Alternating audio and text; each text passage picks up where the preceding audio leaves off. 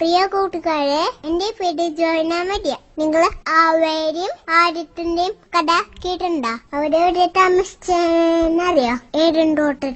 ഏടൻതോട്ടില് നിറച്ച് ഫ്രൂട്ട്സ് ഉണ്ടായിരുന്നു. അവിടെ അവർക്ക് കഴിക്കാൻ നല്ല സാധനങ്ങൾ ദൈവം അവിടെ കൊടുത്തു. പക്ഷെ അവരോട് ഒരു കാര്യം പറഞ്ഞിട്ടുണ്ടായിരുന്നു.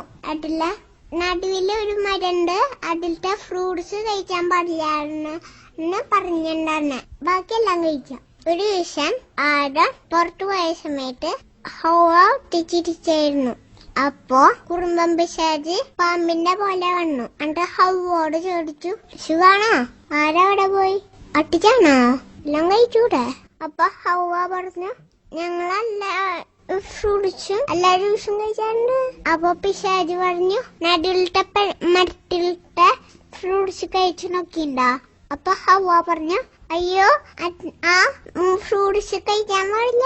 ദൈവം പറഞ്ഞിട്ടുണ്ടാ അത് കഴിക്കാൻ പാടില്ലാന്ന്. അത് കഴിച്ചാൽ ഞങ്ങളും പഠിച്ചു.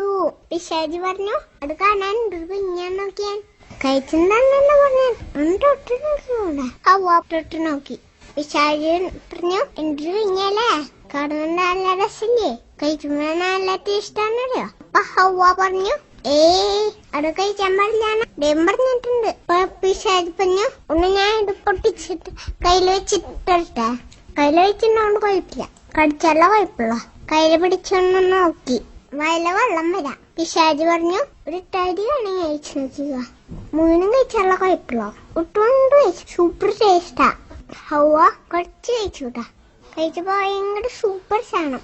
കറുമുറെന്ന് പറഞ്ഞിട്ട് പകുതിയും കഴിച്ചു. അപ്പോഴാണ് നമ്മുടെ ആദം വന്നെ. ആദ്യത്തിന്റെയും പകുതി കൊടുത്തു, ആദവും കഴിച്ചു. എല്ലാം കഴിച്ചു കഴിഞ്ഞപ്പോഴാണ് അവർക്ക് മനസ്സിലായ പിശാച് പറ്റിച്ചു.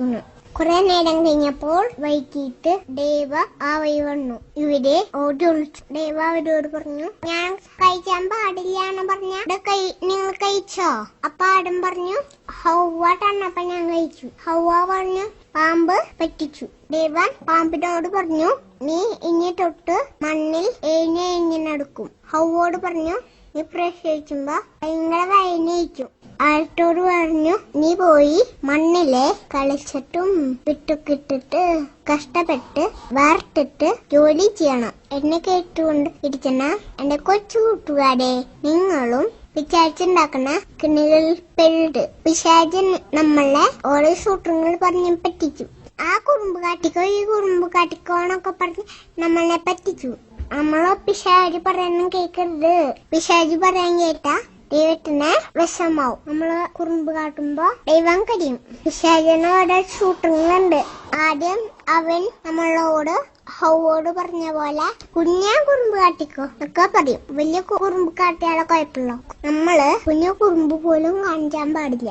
കുഞ്ഞു കുറുമ്പുകള് കാട്ടിയോടാണ് വലിയ കുറുമ്പ് കാട്ടാൻ തുടങ്ങിയത്. നമുക്ക് പ്രാർത്ഥിക്കാം. ഈശോയെ, കുഞ്ഞു കുറുമ്പ് പോലും കാട്ടാതെ എന്റെ ഒപ്പം നിന്നെ സ്നേഹിച്ച് ജീവിക്കാൻ ഞങ്ങളെ അനുഗ്രഹിക്കണേ.